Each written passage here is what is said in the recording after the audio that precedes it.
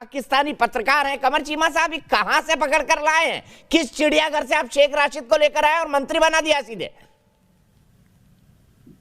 देखें, शेख रशीद बड़े seasoned politician है। आप अच्छा, वो ये वही है ना जो पाव पाव भर के बम बनाते हैं? मुझे लगा टमाटर की तरह बम बेचते हैं। जरा मेरा जवाब सुने ना, मैं जो बात कर रहा हूँ। अरे आपने कहा बड़े सीजन्ड है तो मुझे हंसी आ गई। कमर भाई क्या करूं? देखें, आपको तो इसलिए हंसी आनी चाहिए कि इंडिया में रोजाना 1000 बंदा मरता है, 70,000 कोरोना से जो मुतासर होते हैं, और आपको अपनी हुकूमत पे हंसी नहीं आती, उनकी बैड गवर्नेंस में हंसी नहीं आती। आप तो टेस्ट ही नहीं करते भैया, हमारे टेस्ट करके इलाज तो हो रहा है। 1% के आसपास डेथ रेट है हमारे यहाँ, 1% के आसपास डेथ रेट है दुनिया में सबसे कम। भाई अपनी आबादी देखिए, 1.5 अरब आबादी है, आपका 1% भी हजारों लाखों में है। कोई थोड़ा खुदा का नाम है, परसेंट का हिसाब रखा करें। जब आप बोले तो परसेंटेज का जरूर हिसाब रखें। आपकी आबादी 1.5 अरब है, आपकी आबादी कुछ चंद करोड़ों में नहीं है। जरा मेरी बात सुनिएगा, मुकम्मल होने दें। देखिए 150 करोड़ में कितने लोग इन्फेक्टेड हैं? सिर्फ 24 लाख। यही है ना कमर चीमा? गणित मुझे भी आता है, मैंने शेख राशिद के साथ पढ़ाई नहीं की है। सुने, कमर में भी नहीं की है। देखिए आरजू भी जुड़ गई है, शेख राशिद का नाम सुन के मुस्कुरा रही है। Welcome Aarzoo, welcome to the show. देखिए मेरी बात सुने, शेख रशीद जो है वो पाकिस्तान के एक सीजन्ड पॉलिटिशियन है। उनकी राय से अब मुझे हंसी आ रही, मैं क्या करूं? लेकिन वो पॉलिटिशियन, सुने ना, देखिए बात सुने, वो उसको सियासत करनी आती है, उसको मीडिया की अटेंशन लेनी आती है, खबरों में रहना आता है। देखिए टीवी वालों का, अखबार वालों का काम है सारा टाइम खबरों की तलाश में रहना। वो ऐसी खबर देता है कि ना खबर पाकिस्तान में चलती है बल्कि भारत में भी चलती है। तो भले वो क्या कर रहा है, राइट कर रहा है, रॉन्ग कर रहा है, उसको मीडिया खींचना आता है, उसको प्रेस लेनी आती है, और वो ले रहे हैं। तो हमें भी पता है पाकिस्तान में वो बहुत सारे काम, बहुत सारी बातें। सर हमारे बिग बॉस का अगला सीजन चालू होने वाला है, तमाम मस्खरों को बुलाया जाता है उसमें। बोलिए इनविटेशन दिलवा दूं कलर टीवी की तरफ से। बिग बॉस आएंगे, बिग बॉस में शेख राशिद बताएंगे पाव पाव किलो के बम कैसे बनते हैं। सुने, आपको पता है कि आपके वजीर आजम और सलमान खान से भी मिल लेंगे इस बहाने। और बात तो सुने ना भाई, आपके वजीर आजम नरेंद्र मोदी ने कहा था, वजीर आजम नरेंद्र मोदी ने कहा हमने कोई न्यूक्लियर वेपन जो है वो किसी आपने दिन पे नहीं चलाना, कोई होली पे नहीं चलाना। तो देखें, शेख रशीद और नरेंद्र मोदी एक जैसी बातें करते रहते हैं, हंसने हंसाने वाली। नरेंद्र मोदी को किसने कहा कि ये कहे कि जी हमने होली पे तो नहीं न्यूक्लियर वेपन चलाना, हमने पाकिस्तान के खिलाफ ही चलाना है। अगर उधर से शेख रशीद ने उनके जवाब में इस तरह का चुटकुला छोड़ दिया। वैसे एक बात बताऊं, शेख रशीद जो 1.5 पाव वाली बात है ना, उसे कहते हैं शॉर्ट रेंज न्यूक्लियर वेपन, जिसे टैक्टिकल न्यूक्लियर वेपन भी कहते हैं। वो उसकी बात कर रहे थे। और बात सुने, जो वो टैक्टिकल न्यूक्लियर वेपन की बात कर रहे हैं, पाकिस्तान ने पाकिस्तान की जो न्यूक्लियर डिटरेंस है उसको मेंटेन करने के लिए हमने उसको ऑपरेशनल रखा हुआ है। अगर भारत ने कन्वेंशनल जंग छेड़ी तो हम अपनी न्यूक्लियर डिटरेंस को मेंटेन रखने के लिए ये करेंगे। और वो जो कह रहे हैं वो ठीक है, एक मजाहिया अंदाज में आपको लगा पाओ आधा पाओ उन्होंने कह दिया, लेकिन ये आप भी हंस रहे हैं, आप भी सीरियसली नहीं लेते। कमर चीमा किसको डिफेंड कर रहे हैं? आपने कर ली अपनी तकरीर, कर ली, किसको डिफेंड कर रहे हैं? हमारे कई सारे सीरियल आते हैं, एक कपिल शर्मा शो आता है जिसमें खूब कॉमेडी होती है, एक बिग बॉस आता है जहां तमाम मस्खरों को बंद कर दिया जाता है और ऐसी उठपटांग बातें कहलवाई जाती है उनसे। एक हमारा कॉमेडी सर्कस आता था सोनी टीवी में। बताइए शेख राशिद को किस में रिकमेंड किया जाए? आपके मंत्री है भाई, कहीं तो रिप्रेजेंटेशन होगा उनका, कहां पे किया जाए? शेख रशीद और नरेंद्र मोदी को किसी एक ही शो में नॉमिनेट किया जाए, क्योंकि वो कहते हैं हमने कोई होली पे चलाना है, वो कहते हैं हमने पाव आधा पाव के रखे हुए हैं, तो फिर किसी पल्ले। कमर चीमा अगर थोड़ा भी डिफेंस आप पढ़े होंगे तो भारत पहले ही कह चुका है, जिस दिन उसने न्यूक्लियर बम बनाया था अटल बिहारी वाजपेयी ने कहा था नो फर्स्ट यूज। आपको भारत की न्यूक्लियर पॉलिसी पता है? आपको पता है भारत की न्यूक्लियर पॉलिसी? आपकी तो कोई पॉलिसी ही नहीं है। जिस आदमी ने अपना पूरा मुल्क चाइना को गिरवी रख दिया हो वो क्या पॉलिसी बनाएगा? जनरल सिन्हा बताइए। जनरल सिन्हा, मैं आपको एक स्टेटमेंट सुनाता हूँ, जरा सुनवाइए। पाव पाव किलो के बम, और पाव पाव किलो के बम हमारे यहाँ गांव में बोलते थे फुस्सी बम। जो फूटते ही नहीं है। देखिए सुनिए क्या कहते हैं शेख चिल्ली मंत्री। कोर्स स्मार्ट वॉर, नॉट कि हम इतना बड़ा वेपन यूज करें कि जो, क्योंकि उधर मुसलमान है, हमारी टारगेटेड सोच होनी चाहिए। अगर कोई बढ़ता है पाकिस्तान की सरहदों की तरफ तो we have a smart bomb that will be hit only that area where there will be ornaments, there will be tanks. Smart atomic bomb, smart बम कह दिया उसको, जो मर्जी नाम दो आप। ये देखिए सर, पाव किलो के स्मार्ट बम।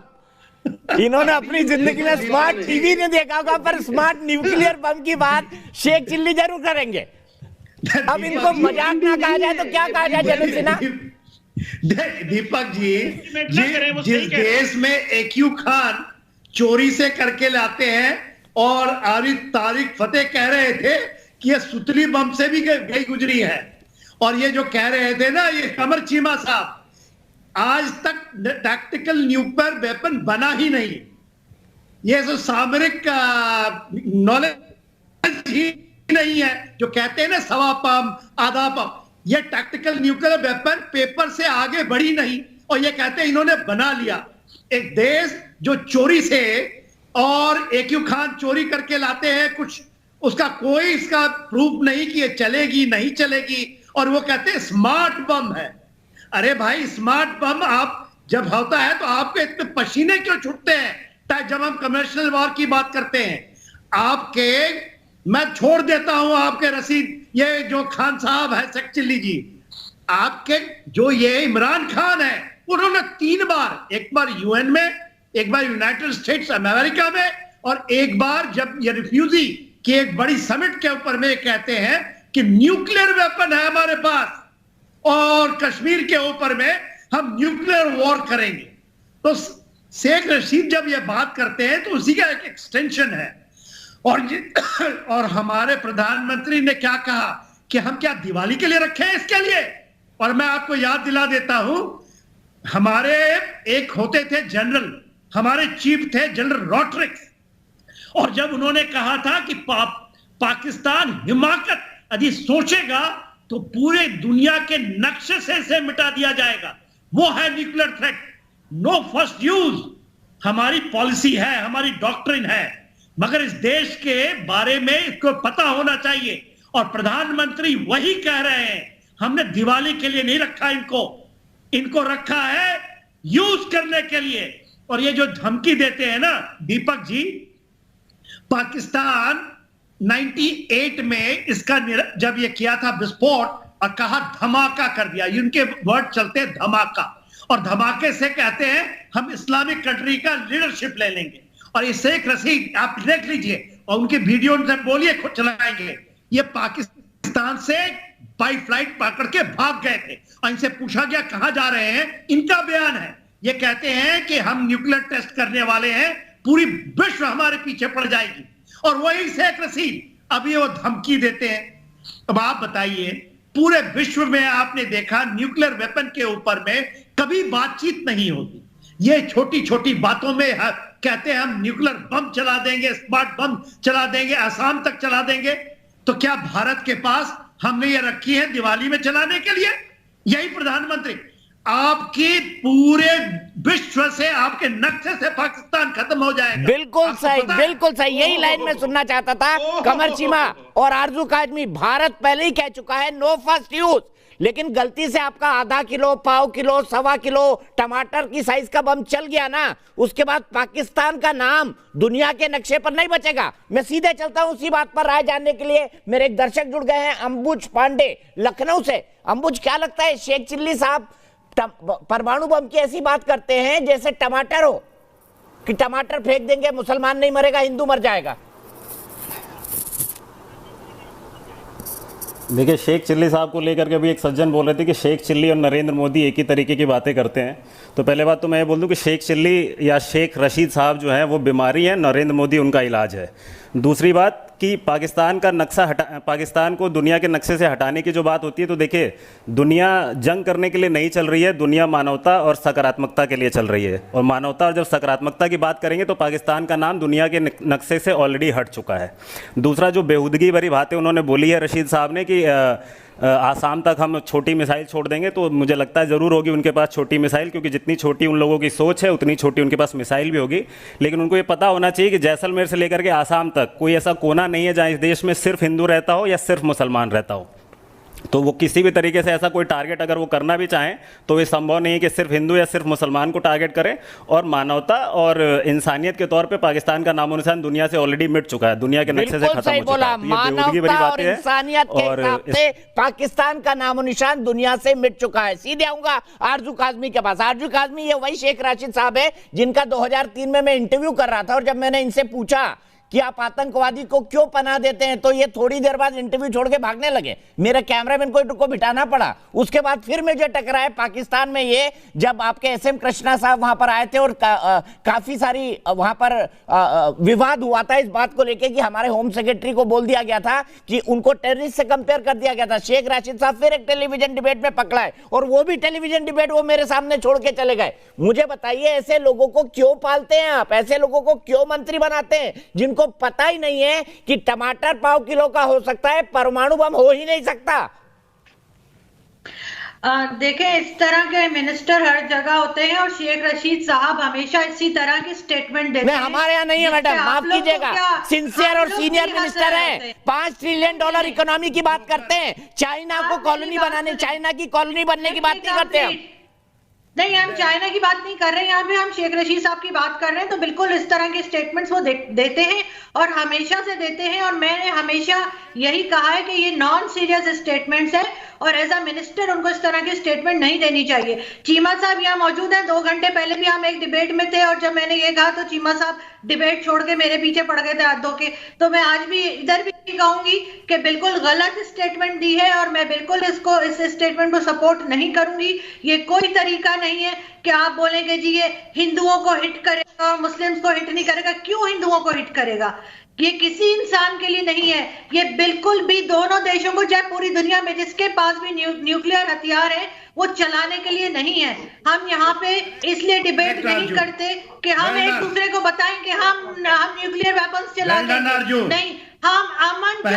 आरजू, अब जरा कमर चीमा और आरजू काज़मी आमने सामने आ जाए। फिर तारिक फतेह साहब भी जुड़े हुए हैं और जनरल जीडी बख्शी भी जुड़ गए। आरजू काज़मी और कमर चीमा। आरजू काज़मी ने बता दिया कमर चीमा की शेख राशिद निहायत ही शेख चिल्ली और बेवकूफ किस्म का मिनिस्टर है। इनने कह दिया, मैं बेवकूफ शब्द अपनी तरफ से जोड़ रहा हूं, लेकिन हकीकत उनके बारे में यही है। उनका ऊपर का माला पूरी तरह से खाली है। 5 बार मिला उनसे मैं। देखिए, नरेंद्र मोदी ने भी यही कहा, उनको जिम्मेदारी से स्टेटमेंट देनी चाहिए। वो मिनिस्टर है, उनको सोचना चाहिए कि वो क्या बात कर रहे हैं। ये बिल्कुल गलत स्टेटमेंट है। मैं इसको बिल्कुल सपोर्ट नहीं करूंगी इस बात को। वर्सेस पाकिस्तान कमर चीमा बोलिए। आरजू काज़मी नहीं सपोर्ट कर रही हैं, आप तो बोल रहे हैं उनको खबरों में रहना आता है। देखिए, खबर तो गिर गई पाकिस्तान में ही।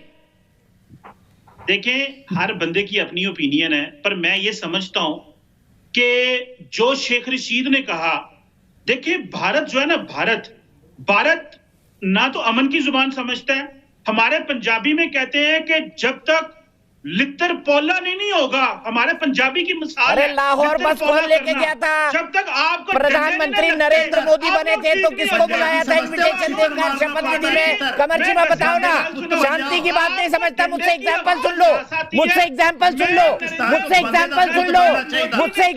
लो। लाहौर बस कौन लेके गया था? उस बस में मैं भी था उस बस में। सच्चे और शेख रशीद ने कह दिया तो गलत कह दिया। नरेंद्र मोदी ने क्या कहा? हमने दिवाली पे चलाने हैं। इसका क्या मतलब है? शेख रशीद ने जो कहा इमरान खान को जवाब दे रहे हैं वो। नरेंद्र मोदी वजीर आजम है, एक मुल्क का वजीर आजम पॉलिसी स्टेटमेंट देता है। कमर चीमा शेख रशीद के अस्पताल का इंजेक्शन लेकर आए हैं। कमर चीमा शेख रशीद के अस्पताल का इंजेक्शन लेकर आए। तारिक फतेह साहब, फिर जनरल बख्शी। तारिक फतेह साहब। नरेंद्र मोदी वजीर आजम है। एक सेकंड, आखिरी बात कर लूं सर। नरेंद्र मोदी जी वजीर आजम है, पॉलिसी स्टेटमेंट देते हैं। वो जो कहते हैं उसकी बड़ी अहमियत है। शेख रशीद मिनिस्टर है, कौन सी पॉलिसी स्टेटमेंट दे रहे हैं वो? अच्छा, मेरी गाल सुनो एक सेकंड सर। इमरान खान में क्या कह रहे थे? एक सेकंड, नरेंद्र ये तो छोड़ते हैं। अरे जनरल साहब, वहां कोई मिनिस्टर हैज नो अथॉरिटी। फौज चला रही है, फौज लूट रही है, छोड़ दें। ये हमारे दोस्त जो पाकिस्तान से भी बोल रहे हैं, बड़े इनकी हिम्मत है कि ये बात भी कर लेते हैं, चीमा साहब इंक्लूडेड। बात सारी ये है कि जो नरेंद्र मोदी ने कहा वो आप उसको या तो गलत समझ रहे हैं या गलत इंटरप्रिटेशन है। उन्होंने कहा व्हाट ही मीन्स इज के we are not saving this to have fireworks, the only use of a nuclear bomb is as a deterrence, के we will not first use policy. लेकिन it is a very tongue in cheek method के कहना कि ऐसे ही नहीं संभाल के रखे हुए डेकोरेशन के लिए, दिवाली के लिए। He did not say कि दिवाली के दिन हम फोड़ेंगे या दिवाली या होली पे फोड़ेंगे। ये एक गलतफहमी की बात है। बात सर ये है कि this man Sheikh Rashid doesn't deserve to be in any cabinet, in any government, चाहे वो जुल्फिकार अली भुट्टो की थी, अयूब खान की थी, बड़े ज़हीन लोग भी हैं पाकिस्तान में, हर टाइप के लोग हैं। कई मिनिस्टर्स मैंने देखे हैं that you really get inspired. लेकिन ये जो है, इसको मैं कह रहा हूँ हेयर डाई अपनी करा ले, ठीक है। ये वाहिद आदमी दुनिया में जो अपनी विग की डाई कराता है। He is the stupidest man that walked in Rawalpindi in the entire history of Rawalpindi. क्यों इसको ये भी नहीं पता होगा कि रावलपिंडी का नाम रावलपिंडी क्यों है, रावल कौन थे, किस उन्होंने क्या पिंड बनाया। ये वहां बैठे हुए हैं अयूब खान के जमाने से चमचागिरी करके, अब तो बुढ़ा हो गया, तब भी इसने ढंग की बात नहीं की। He is the court Juster of every government. तो उससे ना कंपेयर करें कि ये पाकिस्तान का रिप्रेजेंटेटिव है। ऑनेस्ट टू गॉड, मैं कोई पाकिस्तान को हर वक्त डिफेंड नहीं करता हूं, लेकिन ये समझें कि Pakistan is being ruled by ये बाजवा साहब जिनकी तस्वीर है, जिन्हें अभी कल सऊदी किंग ने निकाला घर अपनी दुकान से, निकल जाओ यहां से भिगोड़े, ये प्यारे लेके गए थे। इस फौज ने जो नुकसान पहुंचाया दुनिया भर में, जब 50,000 पाकिस्तानी फौजी यमन के अंदर डले हुए थे, 10,000 तो एक दिन में POW बन गए वहां पे। ना उन फौजियों का कसूर है, किसको ये कभी नाइजीरिया में भेजा हुआ होता है। हेटी के अंदर देखिए कि पाकिस्तान UN के POWs के पे रेप चार्जेस चल रहे हैं। This is an out of control military, जिसमें ना कोई ट्रेडिशन इस्लाम की है और ना ही ब्रिटिश फौज की है। ये सारे ठेकेदार हैं, किसी का लाइसेंस है, किसी की फैक्ट्री है, कोई फॉल्टी पासपोर्ट बना के कनाडा में बैठा हुआ है।